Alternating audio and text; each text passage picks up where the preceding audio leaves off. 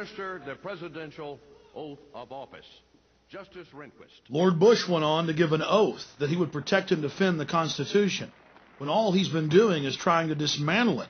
His new Attorney General, Alberto Gonzales, has said publicly that President Bush is above the law, above the Constitution, a dictator. Will you raise your right hand, Mr. President, and repeat after me?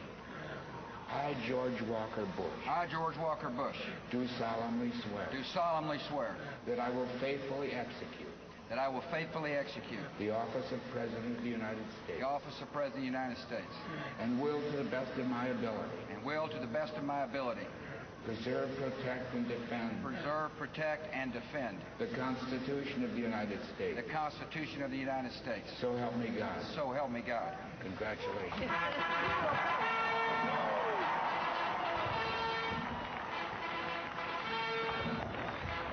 So let's look at what Bush has actually done to the Constitution and Bill of Rights since getting into office. He passed Patriot Act 1 that dismantles at least 7 of the first 10 amendments. And under Section 802, all Americans are defined as terrorists. Under Section 802, the new definition of terrorism is redefined as acts that are dangerous to human life that violate any federal or state law. And when Bush talks about reauthorizing the Patriot Act, that's code for passing Patriot Act 2. Under the Patriot Act, Homeland Security has visited toy stores over possible trademark infringement. An Army doctor who complained too much was arrested by Homeland Security. Topless bars, zoning disputes, pot dealers. It's all under the Patriot Act. And starting in 2005, all new passports are digitally tracked by an RFID chip. It's easy to get in, but hard to get out.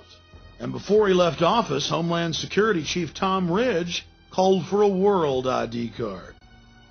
In late 2004, Bush successfully got the Congress to pass a national ID card, craftily hidden in state driver's license under federal standardization. Bush told conservatives that it would stop illegal immigration.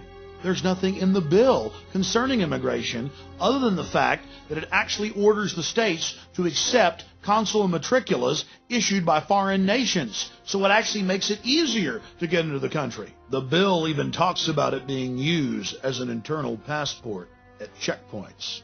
Bush also successfully rammed through the Orwellian-named New Freedom Initiative. This forces every child in America from age 5 to 18 to be psychologically tested twice a year, whether you're homeschooled, private schooled, or public schooled. The guidelines for mental illness were written by a consortium of drug companies. And in their own internal documents, they bragged that they'll go from 15% of American children on psychotropic drugs and Ritalin to over 50%. The law states that without parental consent, while your child is at school, they will be forcibly tested. And Illinois is already jumping ahead.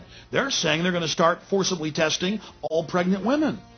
This is the type of nightmare that only Joseph Stalin could dream of.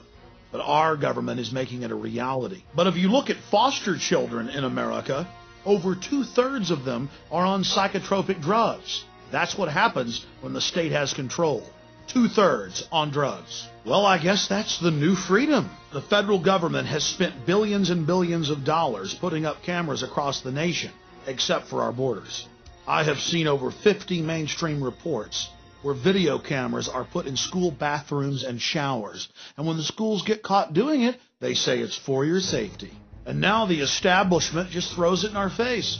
Prepare to be scanned. We track you with your cell phones. We're putting cameras up on the street corners that read all your license plates and track everywhere you go. And we're going to tax you with these new cameras. We're going to put satellite tracker boxes in all your cars and transponders. We're going to tax you by the mile. This is just the way it is, so get used to it.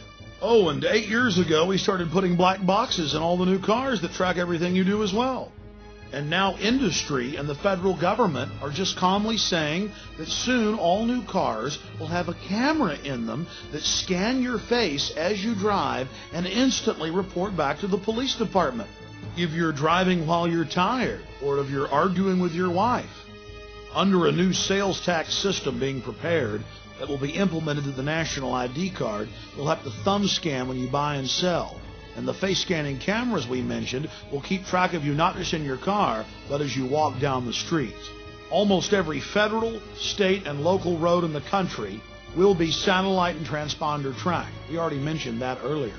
And when Californians heard about Governor Schwarzenegger's program, they got very upset, and over 90% of them were against it in polls. The governor just said, I don't care what you want, we're going to do this. It's going to take the average tax by the mile from 25 cents at the state level to over $3. Read it for yourself. It's the official news reports. Similar plans are being pushed by the feds in all 50 states. But that's just the financial hardship. There'll no longer be any open road.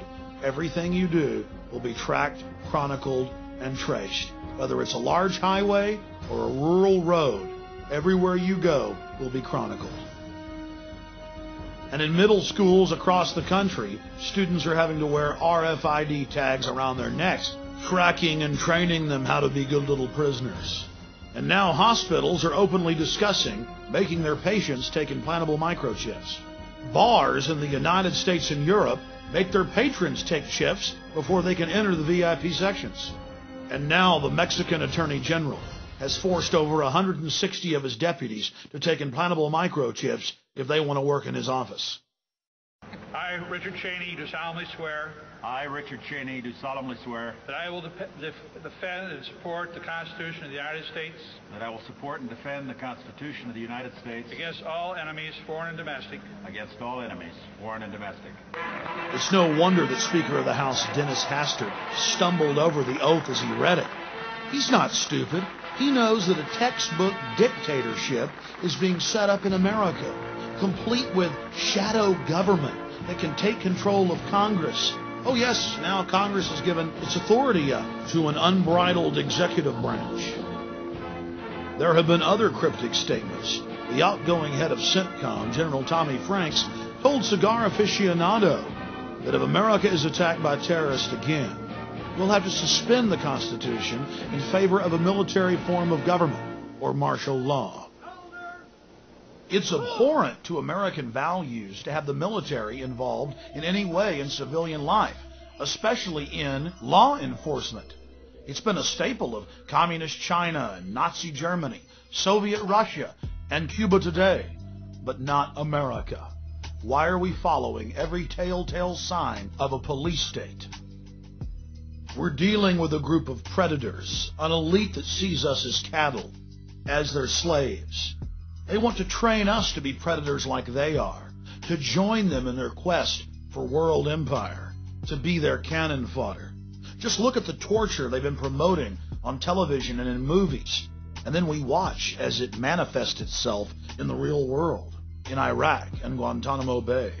What we're witnessing is the construction of a worldwide dictatorship. But to get it done, they have to be able to manipulate us into going along with it. They're confident that you won't wake up till it's too late. The good news is people are waking up in record numbers. The question is, now that you know the secret, now that you understand the inner workings of the New World Order, will you take action to wake others up and stand up against this Fourth Reich of the elite? The globalists have America and Europe in their grasp today, but tomorrow they want the world. Behind them is a cult of evil, which seeks to harm the innocent and thrives on human suffering.